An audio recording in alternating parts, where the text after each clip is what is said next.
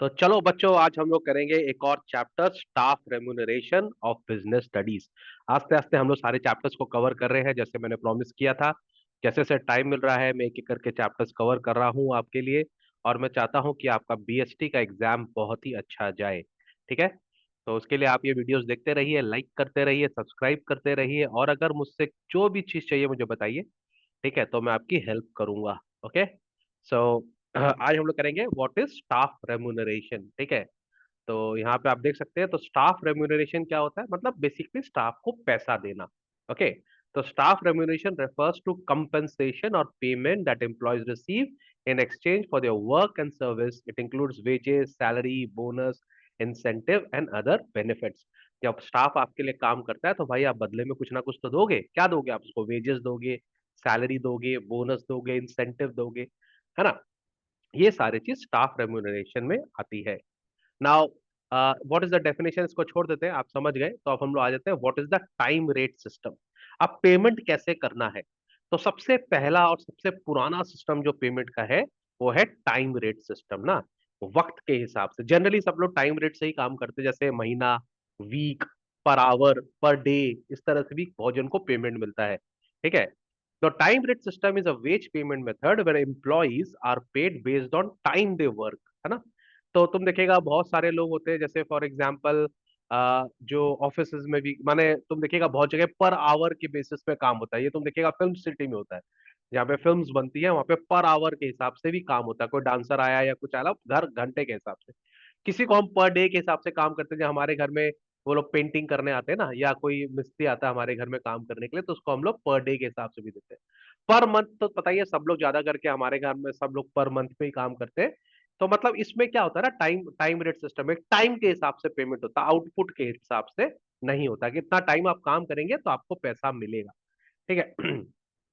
ना इसके फायदे क्या क्या है? अगर आप टाइम रेट से करते हैं तो ज्यादा करके टाइम रेट से ना इम्प्लॉय को फायदा ज्यादा होता है, एम्प्लॉयर को थोड़ा कम होता है। ठीक है। तो इससे क्या होता है, ensure stable and productive income for employees. Employees को पता है कि महीना के बाद सैलरी मिल जाएगा, काम करो या नहीं करो। तुम देखता है ना, भोजन क्या करता है सर, जब नौकरी मांगने आता है तो सर आप जो बोलेंगे वो करूंगा, जैसा बोलेंगे वैसा करूंगा। एक बार नौकरी मिल जाता था, आदमी लगता है अब तो सैलरी मिलेगी ही। खास करके गवर्नमेंट कंपनीज में आप देखेंगे ये सब थोड़ा आदमी लोग का होता है ना, कि पैसा तो मिलना ही है, मेहनत करके क्या होगा, है ना, जितना भी मेहनत कर लो उतना भी मिलेगा। तो यहाँ पर थोड़ा प्रोडिक्टेबल इनकम होता है, इंप्लॉइज के लिए फायदा है। ठीक है। Encourage quality work as there is no rush to increase output. एक इससे फायदा ये होता है कि क्योंकि लोग आराम आराम से काम करते हैं, तो काम थोड़ा सा क्वालिटी वर्क हो सकता है। मैंने टाइम लेके काम करते हैं तो हड़बड़ा के काम नहीं करते, तो अच्छा क्वालिटी का काम हो सकता है, लेकिन करना चाहे तो। ठीक है। सिंपल है, इजी टू कैलकुलेट वेजेस, महीना के हिसाब से, कोई चक्कर ही नहीं है। भैया महीना जब हो जाएगा डेट के हिसाब से अपना पैसा ले जाना। Suitable for jobs requiring precision and quality. अब यहाँ पर सोचो, जैसे फॉर एग्जांपल कोई ज्वेलरी की दुकान में काम कर रहा है, या आर्टिस्टिक कोई काम कर रहा है, पेंटिंग बना रहा है या कुछ करा रहा है, तो वहां पर जहां पर प्रिसीजन और क्वालिटी की जरूरत है, वहां टाइम रेट सिस्टम चलता है। ठीक है। डीमेरिट्स क्या है? ऑब्वियसली एफिशिएंसी नहीं होती है, प्रोडक्टिविटी में कमी आती है, एम्प्लॉयर के लिए अच्छा नहीं है। Lower motivation to work fast. लोग होता है यार आराम से करेगा तब भी उतना ही सैलरी मिलेगा, ज्यादा करो तब भी इतना सैलरी मिलेगा, तो ज्यादा क्यों करे और जल्दी क्यों करे। ठीक है। Employees may have to supervise most strictly to ensure productivity. यहाँ पर एम्प्लॉयर को बार बार जाकर ध्यान देना पड़ता है कि एम्प्लॉय टाइम पास तो नहीं कर रहा, फाकी तो नहीं मार रहा, टाइम वेस्ट तो नहीं कर रहा, क्योंकि उसको तो पता ही है यार, काम तो सैलरी के बाद माने महीना के बाद ही मिलेगा, तो ज्यादा काम करके क्या होगा। तो ये थोड़ा सा खराब मोरल और मोटिवेशन दोनों ही थोड़ा सा खराब यहाँ पर हो जाता है। ये सब काम खाली वही अच्छे होते हैं जब प्रिसीजन का काम हो जाए, एक्यूरेसी का काम। ठीक है। तो इस वाले जो सिस्टम था, इसके अंदर काफी सारे गलतियां थी, काफी सारे लूप्स थे। तो इसी के लिए हम लोग लाए पीस रेट सिस्टम। किसी ने बताया कि पीस रेट से काम करो, तो जैसे नाम ही है पीस रेट सिस्टम, माने पर पीस में आपको पैसा मिलेगा। The piece rate system is a wage payment method where employees are paid based on number of unit they produce और टास्क दे कंप्लीट। ठीक है। तो what are the merits of piece rate system? इसमें encourage higher productivity as wages depends on output. इसका सबसे बड़ा फायदा क्या होता है? लोगों को मालूम भाई जितना ज्यादा काम करूंगा उतना ज्यादा पैसा मिलेगा, तो लोग काम करते हैं। जितना ज्यादा प्रोडक्शन करेंगे उतना पेमेंट आएगा, तो लोग मोटिवेट होते हैं काम करने के लिए। ठीक है। ये थोड़ा सा एम्प्लॉयर के लिए कॉस्ट इफेक्टिव हो जाता है। ठीक है, क्योंकि जितना वो आदमी काम करेगा उतना तो बढ़िया ही है, एम्प्लॉयर को उतना वो बेच भी सकेगा, उसको रेवेन्यू आएगा, उसी रेवेन्यू के हिसाब से वो पेमेंट भी करेगा, तो उसके लिए बढ़िया है। ठीक है, ये मोटिवेट करता है वर्कर को। पूरे टीम का मोराल बढ़ाए या नहीं बढ़ाए, लेकिन मोटिवेट जरूर करता है कि लोग ज्यादा काम करते हैं एफिशिएंटली। ठीक है, व्हाट आर द डीमेरिट्स, इसके संग डीमेरिट्स क्या था, क्वालिटी में थोड़ा सा सैक्रिफाइस हो जाता है, decline in the work quality, the workers focus on quantity. सब ज्यादा ज्यादा जल्दी जल्दी बनाने की कोशिश करते हैं, तो क्वांटिटी को लेकर या क्वालिटी को लेकर थोड़ा सा प्रॉब्लम हो सकता है। ठीक है, कभी कभी लोग पैसे के लिए कुछ ज्यादा ही काम कर लेते हैं, तो फटीक हो जाता है उनको। ठीक है, this is not suitable for jobs requiring precision and accuracy. ठीक है, जहां पर एक्यूरेसी की बात है, एग्जैक्ट काम करने की बात है, वहां पर ये रेट सिस्टम फेल हो जाता है, क्योंकि हड़बड़ी में गड़बड़ी तो होती ही है। ठीक है, अब दोनों सिस्टम में क्या डिफरेंस आपको पता ही है, आप लोग खुद बता सकते हैं क्या डिफरेंस है। टाइम रेट जो है वो बेस्ड ऑन टाइम है, पीस रेट जो है वो बेस्ड ऑन आउटपुट है। ठीक है, टाइम रेट जो है वो क्वालिटी काम के लिए बढ़िया है, पीस रेट जो है वो प्रोडक्शन के लिए जल्द हो, जहां पर ज्यादा प्रोडक्शन इतना क्वालिटी का फर्क नहीं पड़ता, वहां पे पीस रेट बढ़िया है। ठीक है, टाइम रेट में इनकम जो है एम्प्लॉय की फिक्स होती है, पीस रेट में जितना एम्प्लॉय काम करेगा उतना कमा सकता है, ज्यादा भी कमा सकता है। ठीक है, टाइम रेट हम लोग का एंकरेज नहीं करता ज्यादा काम करने के लिए, पीस रेट एंकरेज करता है ज्यादा काम करने के लिए। ठीक है, अब इसके अंदर दो आपको बहुत ही इंपॉर्टेंट चीज आ जाएगा, पे स्लिप और पे रोल। क्या फर्क होता है, क्या मतलब होता है, बता दूं। Pay slip is a document given to an employee detailing their earnings, deduction and net salary for a specific pay period. असल में पे स्लिप मतलब समझ लो, एक तो बिल दे दिया आपको ना, कि भैया आपका इतना रुपया हुआ था, इतना डिडक्शन हुआ, इतना आप पे जो भी है, जो भी आपका मैंने पेंशन उसका कटा, ग्रेजुइटी का कटा, या कोई भी कटा, काट कूट के आपको डिटेल बता देता है, समराइज कर देता है आपके लिए। कि जैसे फॉर एग्जांपल इसमें आपको सब कुछ दे देगा, एम्प्लॉय का डिटेल क्या है, उसकी ग्रॉस सैलरी क्या है, क्या क्या डिडक्शन हुआ, टैक्स, प्रोविडेंट फंड, इंश्योरेंस क्या क्या कटा, आपकी नेट सैलरी जिसको हम लोग बोलते हैं टेक होम, है ना, माने टेक टेक टेक अवे जो आपकी सैलरी है वो बता देता है, डेट ऑफ पेमेंट बता देता है, और एम्प्लॉयर का डिटेल बता देता है। ये बेसिकली आपका हिसाब किताब बता देता है कि भैया इतना इतना क्या नाम है आपको पेमेंट मिला। तो ये इंडिविजुअल, हर इंडिविजुअल को एक पे स्लिप मिलता है। लेकिन पे रोल जो होता है वो हर हर टोटल आदमी का हिसाब होता है, जो एम्प्लॉयर रखता है, जनरली वो किसी एक एम्प्लॉय को नहीं देता। ठीक है, तो payroll refers to the process of calculating and distributing wages, salary and benefit to employees within an organization.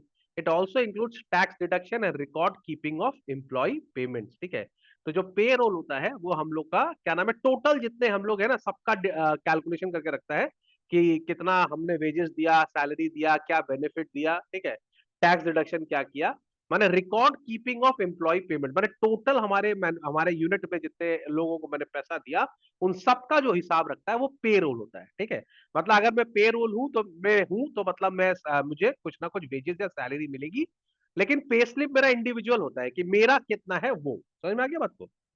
तो पे स्लिप है document provided to employees, a system of payroll जो होता है, system of process for managing wages. ठीक है, तो pay slip contains salary details for an individual, और payroll जो है वो एंटायर वर्क फोर्स का होता है। ठीक है, तो it is use by employee for reference, it is use by company for financial management. ठीक है, अगर किसी को अपना इनकम टैक्स भरना है, अगर इंडिविजुअल, तो वो पे स्लिप देखेगा, और जब कंपनी अपना रिटर्न भरेगी या फर्म अपना रिटर्न भरेगी तो पे रोल देखेगा।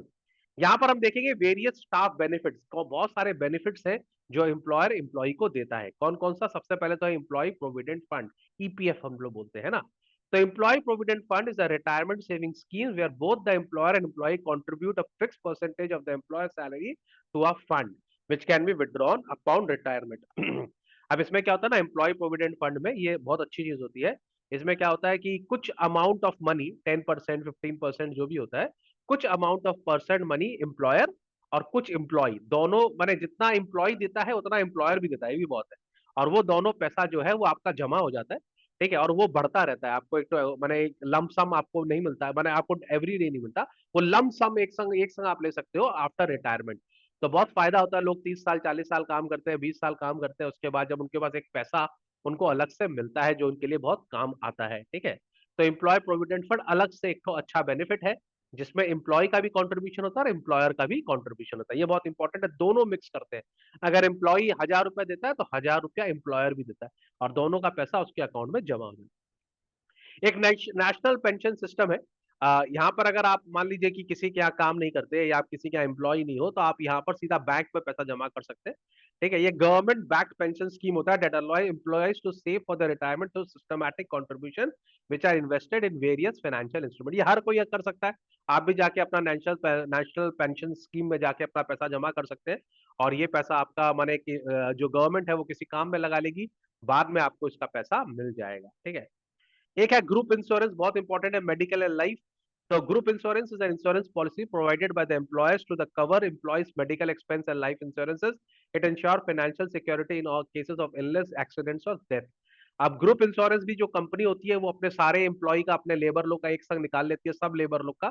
ठीक है, अगर उसमें से किसी लेबर को कुछ हो जाता है, किसी का डेथ हो जाता है या इलनेस हो जाता है या कुछ प्रॉब्लम होता है, तो वहां से एम्प्लॉयर एम्प्लॉय को पैसा दे सकता है। अच्छी चीज है ग्रुप इंश्योरेंस, थोड़ा सा एम्प्लॉयर के ऊपर भी बर्डन कम होता है और एम्प्लॉय को भी एक सेफ्टी हो जाता है।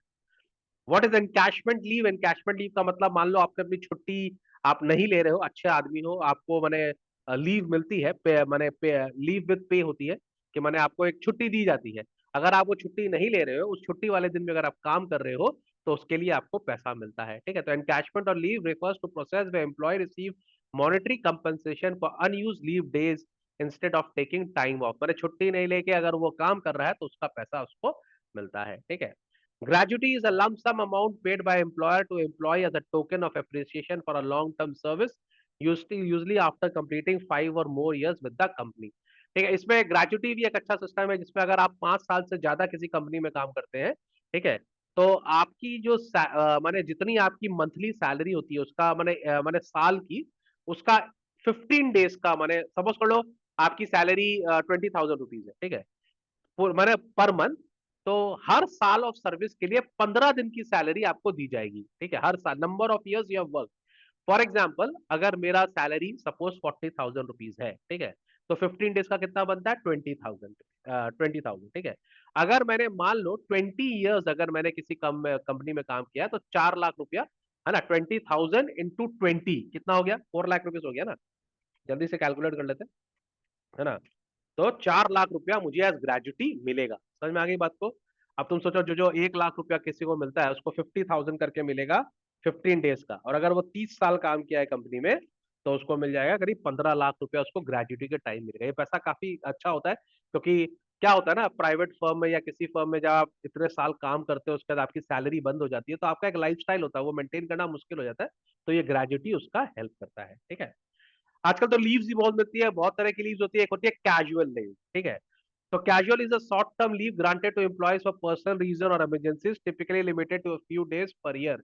कैजुअल लीव का मतलब हो गया, माने आपको 20 या 15 कैजुअल लीव साल में मिलती है। हर इंसान को काम होता है ना, कभी बच्चे का स्कूल है, ये है वो है, तो आपको कैजुअल लीव दी जाती है, कि मान लो अगर 1 casual leave in a month या 2, तो आपके पास 20 या 24 कैजुअल लीव्स होती है। समझ में आ गई बात को? अरे हर आदमी को काम होता है यार, तो छुट्टी दी जाती है, उसका पेमेंट भी दिया जाता है, आप ले सकते हो। ठीक है, लेकिन अगर आपने कैजुअल लीव में भी काम किया, तो आपको पैसा भी मिलता है, उसका लीव का तो मिलता ही है, माने जो लीव का पैसा है वो तो मिलता ही है, प्लस जो आप काम करते हो वो पैसा भी मिलता है। ठीक है, चलो, कैजुअल लीव जैसे मेडिकल लीव भी होती है, कभी कभी आपको मेडिकल लीव भी दी जाती है अगर आप सच्ची में इल है। ठीक है, और आपको टाइम चाहिए रिकवर करने के लिए, तो एम्प्लॉय में भी रिक्वायर्ड टू प्रोवाइड मेडिकल, लेकिन आपको उसका मेडिकल सर्टिफिकेट देना पड़ेगा। एक्सीडेंट हो गया मान लीजिए, अभी मैंने देखा हमारे बैंक के मैनेजर थे, वो बाइक से गिर गए, उनके बहुत ज्यादा चोट लगी। ठीक है, तो वो करीब 1 महीना तक आ नहीं पाए बैंक पे, तो उनको मेडिकल लीव दिया गया, सिक लीव दिया गया, क्योंकि क्या नाम है, उनके चोट लगी थी। ठीक है, now, what is earned and privileged leave? Earned or privileged leave is accrued over time based on employee service and can be used for personal vacation or long breaks. It may also be encashed. अब कभी कभी जब आप अच्छा काम करते हैं, बहुत बढ़िया काम करते हैं फर्म के लिए, तो एज अप्रिसिएशन वो आपको प्रिविलेज लीव देती है। ठीक है, तो उस लीव में आप क्या कर सकते हो, पैसा तो मिलेगा ही, आपको पेड होती है वो लीव, और आप कहीं जाके एक लंबा वेकेशन ले सकते हो, 7 डेज का, 6 डेज का, तो देती है वो लोग। ठीक है, मटर्निटी लीव आपको पता ही है, maternity leave is a paid leave granted to a female employee during pregnancy and after child birth to ensure their wellbeing and recovery. ठीक है, ये ऑब्वियसली फीमेल्स लोग को मिलती है, जब उनके कोई बेबी होने वाला होता है, बेबी होने से पहले और बेबी होने के बाद में भी, जैसे वो रिकवर कर सके अच्छे से और वापस काम पर आ सके। मटर्निटी के संग एक तो नया पटर्निटी भी चालू हुआ है, कि जो जो मेल को मिलता है, ठीक है, to take care of the new born child and to support the spouse after child birth, है ना। अब ऑब्वियसली घर में डिलीवरी हुआ है तो वाइफ जो है, आजकल तो जानता है ना, न्यूक्लियर फैमिलीज होती है, जॉइंट फैमिली कम है। पहले के जमाने में तो जॉइंट फैमिली में इतने सारे लोग होते थे टेक केयर करने के लिए। आजकल न्यूक्लियर फैमिली में टेक केयर करने के लिए लोग नहीं होती, हस्बैंड वाइफ ही होते हैं ना। तो फिर हस्बैंड को भी लीव दी जाती है कि वो अपना वाइफ का ख्याल रख सके after the child birth. Okay. एक तो नया टाइप का लीव ये भी है, स्टडी लीव। आजकल लोग पढ़ना, नया टाइप का तो नहीं है लेकिन फिर भी लोग पढ़ना चाहते हैं, अपना थोड़ा सा एप्रिसिएशन करना चाहते हैं, अपना प्रमोशन करना चाहते हैं, तो कोई एग्जाम देना चाहते हैं, उसके लिए भी आपको छुट्टी मिलती है, स्टडी लीव, है ना। Long term leave granted to employees to pursue higher education, research और पर्सनल डेवलपमेंट एक्टिविटीज। ठीक है, अगर आप कोई हायर एग्जाम देना चाहते तो आपको छुट्टी मिलेगा कि नहीं भैया आप अपना एनहांसमेंट करिए, कोई प्रॉब्लम नहीं है। Now what is leave without पे? अब ये तो भैया अगर हमको काम नहीं करना है, हमको छुट्टी चाहिए तो आप जाइए और आपको पैसा नहीं मिलेगा, जो छुट्टी करना करो। तो leave without pay is a leave taken by employee where they do not receive any salary for the period of absence. It is usually granted for personal reason when no other leave balance is available. For example आपको 24 क्या नाम है, आपको casual leave मिला था, उसके बाद भी आपका 30 डेज हो गया तो 6 दिन के लिए आपको पैसा नहीं मिलेगा। ठीक है। इसमें आपको निकाला नहीं जाता, एडवांटेज क्या है, आपको निकाला नहीं जाता है पर इसका पैसा आपको नहीं मिलता है। ठीक है। तो ये इन शॉर्ट हम लोग का क्या नाम है, पूरा का पूरा वीडियो है स्टाफ रेम्यूनरेशन में। इसके बाद हम लोग एक छोटा सा वीडियो बनाएंगे इसके एमसीक्यूज को लेकर। ठीक है, that will be a next video जो इसका एमसीक्यूज का बात करेगा। ये जो नोट्स का जो आप फोल्डर देख रहे हो उसके अंदर सब कुछ है, एमसीक्यूज है, इसके बाद इसके नीचे आ जाएगा आपका केस लॉस के ऊपर जो क्वेश्चंस आते हैं वो केस लॉज आ जाएंगे इसके नीचे, जैसे आप देख सकते हो यहाँ पे केस लॉज आ जाएंगे। उसके नीचे आपको एक तो टेस्ट पेपर मिलेगा जो आप सॉल्व कर सकते हो अगर आपको अच्छे से करना है, this is the test paper. Test paper के नीचे क्या नाम है, आपको इसके आंसर्स भी मिल जाएंगे। तो ये पूरा का पूरा जो नोट्स है, ये जो पूरा बंडल है, ये आपको हम लोग के ऐप में मिल जाएगा। ठीक है। ये जो वीडियोस है थोड़ा फास्ट वीडियोस बना रहा हूँ क्योंकि आपको आजकल आप लोग को स्लो वीडियो पसंद नहीं है। वरना हम लोग की जब बीएसटी की क्लासेस होती है तो बड़ा मजा आता है, हम लोग हर चीज को डिस्कस करते हैं और डिटेल में जाते हैं। पर एग्जाम के पहले के लिए बेस्ट वीडियोस है, जल्दी जल्दी आप करिए, आगे बढ़िए। मैं कोशिश करूंगा जितने वीडियोस हैं हम लोग के जल्दी जल्दी आप लोग के लिए अपलोड कर दे। चलो बाय बाय। सब्सक्राइब करते रहिए, लाइक करते रहिए, अगर कोई सजेशन है तो प्लीज दीजिए, सर को सजेशन की जरूरत है। ठीक है, कुछ और चेंजेस करना है तो प्लीज बताइए। ये वीडियो कैसा लगा, सोलो वीडियो पसंद आ रहा है तो बताइएगा। ओके। चलो बाय बाय एवरीबॉडी। सब्सक्राइब कर लो भाई।